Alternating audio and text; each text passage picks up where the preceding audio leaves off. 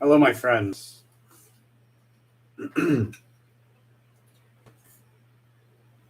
So, this is the forecast, the S&P 500 one-day forecast for October 18th, 2021. That's this coming Monday. So it looks to me like we've got a decline after some sort of disappointment. So there's an expectation that something people really expected to come to fruition does not come to fruition, and it looks to me like we've got some volatility now. There's very likely a gap down or a sharp decline right at the open, based on this disappointment, which likely has to do with the female leader. But in the pre-market, there's a move higher along a diagonal support line that breaks through a resistance level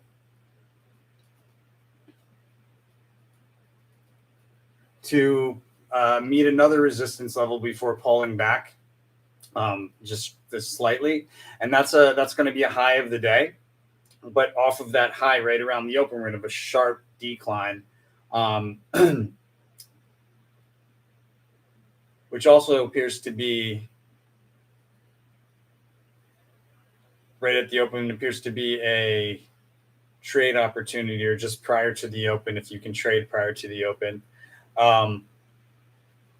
There's some fluctuation from the open to after that sharp decline, or maybe in that sharp decline, there's some fluctuation on the way down. Which way is it going to go, kind of deal.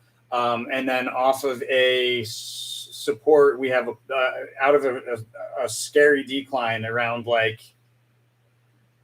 out of the scary decline, we have a move higher, likely off of it's going to be off of a support level, obviously, but it's going to move higher out of a sharp decline. It'll be a notable move to the upside. To have multiple, that'll take place around 10:30, 10:25-ish. And then we have a decline after between the decline takes place probably starting around 11:20-ish, 11:25. And that's after multiple attempts to break through resistance, failed attempts to break through resistance. And then there's a sharp decline out after those failed attempts, somewhere midday between 12-ish and 1 o'clock-ish. However, there's a trade opportunity in the midst of some real volatility here between 1 and 2 o'clock. And then there's a push higher. There's a high correlator in this volatility as well. There'll be a high or a very notable peak for the day, somewhere between 1 and 3 o'clock-ish.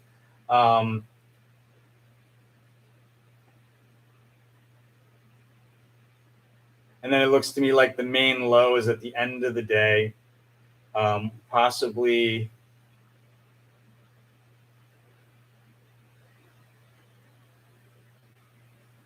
It's either at the end of the day or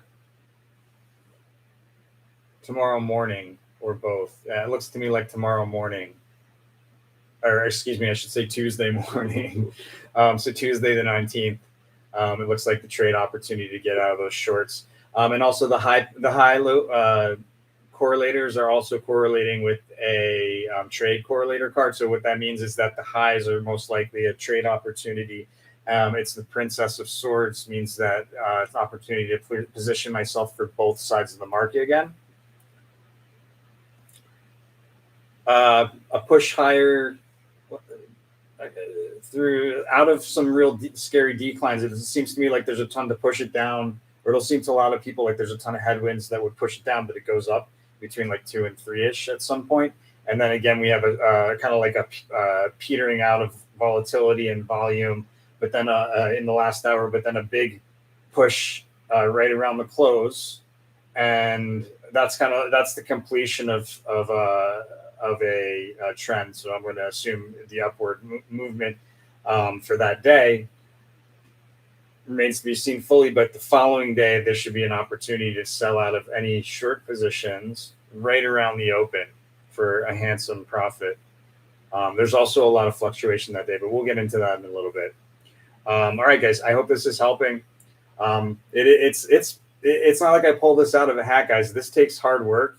It takes sacrifice in the amount of time it takes. When I started doing this, it took 18 hours a day. I shit you not. I was that crazy guy with all of the cards on the fucking wall and like strings from like the detective movie and shit. Yeah, that was me. But I spent so much time doing it. It still takes a lot of time. It's not like that. But to stay ahead of the market, place my trades, and keep you guys informed in real time, there's a lot to do. So tell me I'm helping you. I want to hear about it.